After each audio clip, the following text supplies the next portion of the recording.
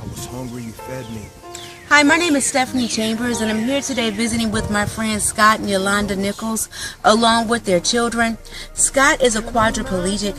He was injured in an accident a few years ago that has rendered him completely helpless. The family is hoping today that someone is out there listening because they just want some help. They're not asking for a handout, they're not asking for any money. They're looking for some prayers, some direction, and anything that you can do that will help improve his quality of life. Next, we'll be hearing from Scott and Yolanda, and you'll hear their perspective on what's happening with them. Through the winds that would just not go away. Kiss my wife. Tell me, Scott, how this accident affected your relationship and your service in the military? Well, they only gave me up until November 29, 2012 to be on active duty.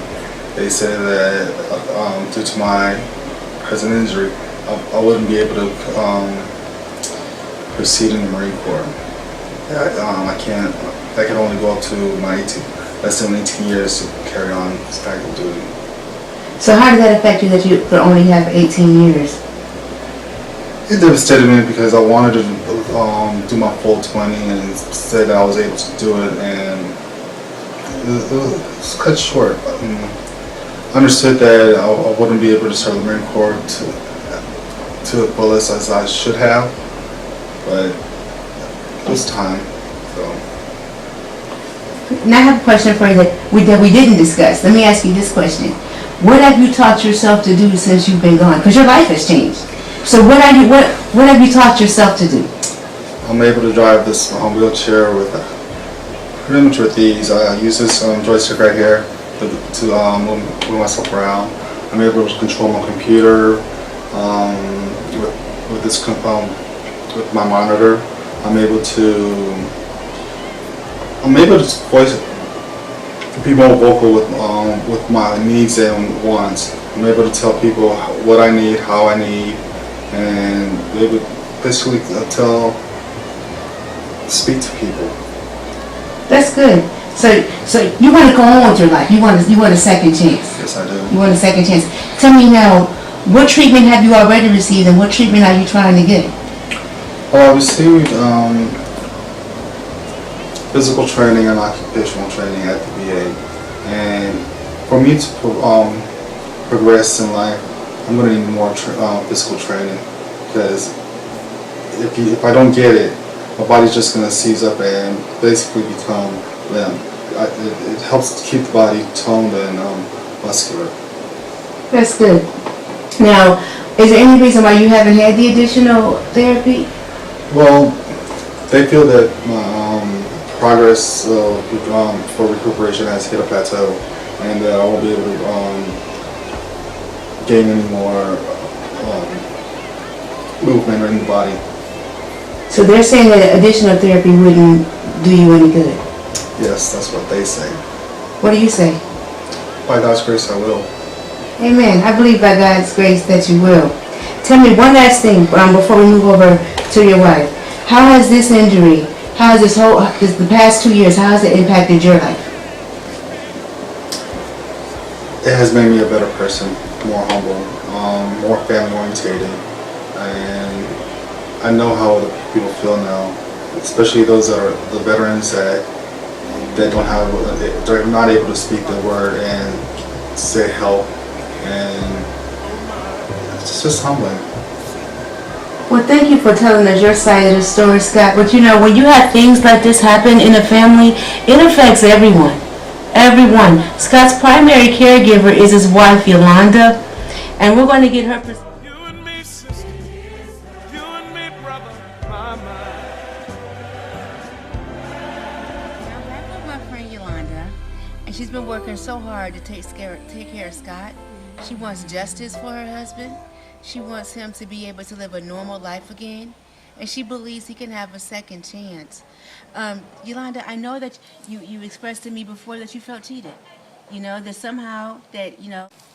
Well, when you see someone that has dedicated so much time to their country, and they're a good person, a genuinely good person, and to have them treated the way that they have, and just not get the help that they deserve, let's not look at it from a perspective of someone injured in a motorcycle accident.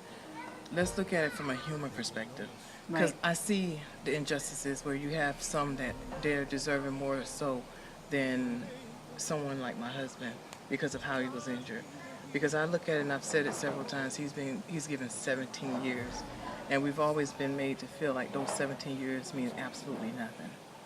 Almost 18 years. Why do you say almost 18 years? Because he was cut short.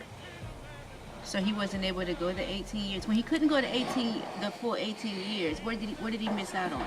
Well, he said to me before, you know, Yolanda, I feel like I have so much more I can give. Even though I'm in this wheelchair, I can still do so much with my mouth. You know, I can draw, I can write different things, and I feel like he wasn't given that opportunity. Yeah. And when you have someone that has that kind of drive in his condition, because a lot of people, they give up, they don't want to do it anymore.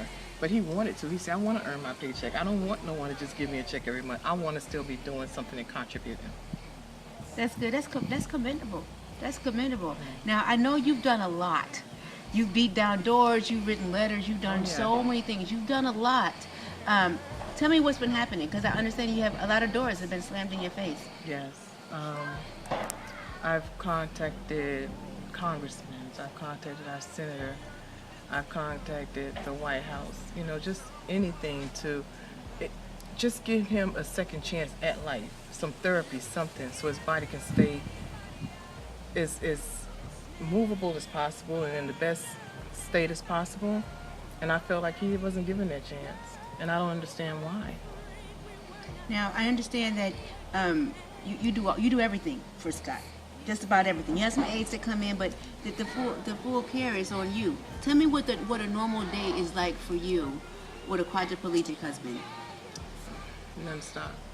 Only by the grace of God am I able to even get out of bed in the morning. Wow. Because you don't know who's coming in your house and if they're coming in with the skills that they need to help a quadriplegic like him.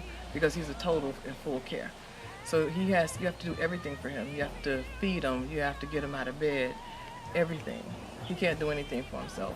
So from the time we wake up in the morning till the time I go to bed at night, I'm the last one in bed. And I go to bed sometimes 1 o'clock in the morning. And then if he needs something, I have to get up and I have to do it for him. And once I get back to bed, it's time to let the aide in if, you know, someone's coming that day. And it starts all over again. So I don't really get any me time.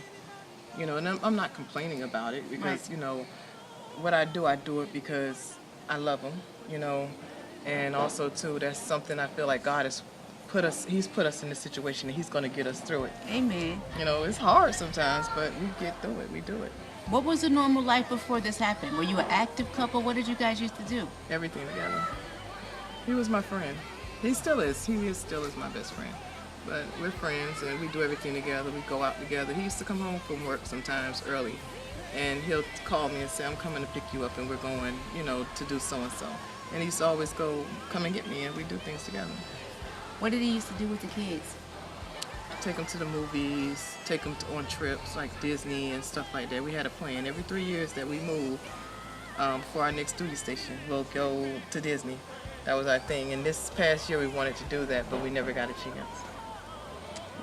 Finding help and also finding a room that's accessible and all those things is kind of daunting. We have to do things a lot differently now than we would have before, you know. So it's a difference. You mentioned to me that you're not looking for money, you're not looking for a handout. No. This is not a donation to Scott Fund video. No. You tell me how right now you have the ear of anyone who is listening. And if somebody out there is listening and they can help you, what can they do? What can they do to help you? No, Stephanie, I really don't even know. I don't know. All I know is that I want to see him get better. I don't know if there's someone out there. I don't be honest. I don't know what I need. I just know that I would like him to have a chance at a normal life, to be able to get some kind of feeling back, movement, anything. I don't know. And if God has placed it on your heart and you know what it is that you can do to help us, lawyer, doctor, whatever, we would love to have you to contact us. That's good, Yolanda. That's awesome. Because, you know, at some point you reach your wits' end. You don't know what to do, but you know that God has something better. He has something better. I've tried everything. I've tried everything that I could possibly humanly possibly can, and there's nothing else that I can do at this point. But I'm not giving up. I'm not giving up on my husband. I'm not giving up on my family, and I'm not giving up on this fight for a better life for us and for Scott to walk again. That is our desire, and also your prayers would help too. Amen. We believe that. One last person we want to talk to is Scott Jr. because he's been impacted greatly by all of this. And if you just allow me to talk to him for just a few minutes, you know, I want to see what he thinks. I want to see how he feels. I want to see what he wants. He's wise beyond his years. Thank you. Naked you clothe me. They will know us. We're here with Alexis and Scotty, Scott Jr. These are Scott and Yolanda's children, and we want to get their perspective on how life has changed for them. Things have to be hard for them. Life has done a complete 360 since their dad's accident. Scotty, tell me what's different since your dad's accident a few years ago at home. To be honest, everything seems differently because everything in life is real simple. But given his condition, everything becomes a little harder to the point where it's unbearable. What do you mean harder? Well, getting him out of bed takes 2 hours to like 3 hours. Getting him out the van takes longer than expected, like 2 minutes. And everything just seems harder. Everything seems harder. What's different for you, Lexi? Not so much. It's the same to me. It's just getting out of the bed. It's hard because we get him out of bed at a certain time because he has important places to be. Mm-hmm. And do you have to help with that? Now you're a little girl. How hard is that? It's hard, but you get used to it once you get the hang of his routine every morning. That's very mature of you to say, because I would find that extremely difficult. Your dad's a big guy. Yes. He's a big guy. And so you would think it would take a lot of people, but I guess it's so much love that it's easier for you to do it. I guess I would have to put it that way. What do you miss about the times that you had with your dad when he was able to do more stuff? Well, the times I miss everything, to be honest. Really? What was the most favorite thing you and your dad used to do together? Well, we used to get on rides together in the music park, yelling pretty loud hard. Hands in the air, yelling. You miss that? I do. You miss that? What do you miss? I miss playing around with him. Your dad likes to horseplay and hugging. Yeah, you told me that before. You said you miss hugging your dad. He used to tackle us all the time. Yes. You miss that? If you could have anything, if somebody was out here listening and they say, Alexis, little Scott, what is it that you want that I could do for you to make life easier? Scott, what would it be? I say help. What kind of help? Help so he can get stem cells to walk again. Help so he can get out of bed faster without my mom having stress. That's it. So stem cells. So a stem cell type of surgery that you get? It's more of an injection, I think.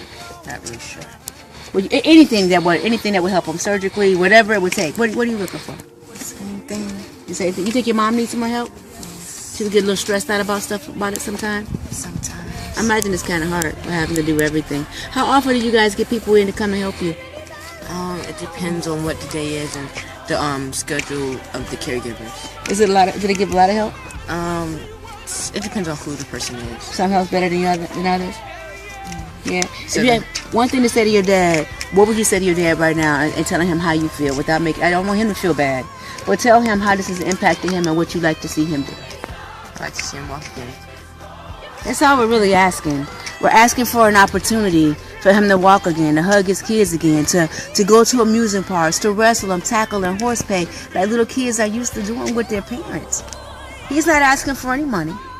They're not asking for any handouts. They're just asking that if you're out there listening, if you know someone, if you know a doctor or a therapist, a surgeon, a social worker, or a caregiver, anything that would improve the quality of life from this family, we're asking you to give us a call. See you. He's got the